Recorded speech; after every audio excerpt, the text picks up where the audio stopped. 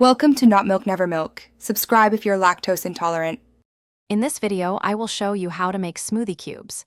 This simple method helps you reduce food waste and makes preparing healthy drinks a breeze.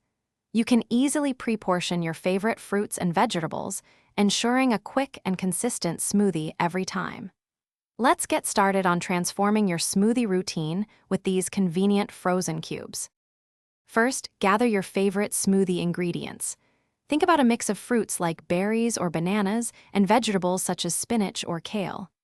Add a small amount of liquid, perhaps 1/4 cup of water or milk, to help it blend.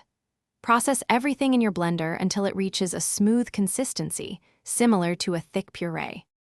Once your smoothie mixture is ready, carefully pour it into ice cube trays. Don't overfill them. Aim for about 3/4 full in each compartment to prevent spillage and allow for slight expansion. Place the trays in your freezer for a minimum of 4 hours, or until the cubes are completely solid. This ensures they are ready for long-term storage. After freezing, pop the solid cubes out of the trays and store them in an airtight freezer bag for up to 3 months. When you're ready for a smoothie, simply add 6 to 8 cubes to your blender with about 1 cup of your preferred liquid. Blend until smooth, and feel free to add extra ingredients like protein powder or chia seeds for a boost. Enjoy your quick and healthy creation. Thanks for watching. If this was helpful, leave a like and consider subscribing. See you next time.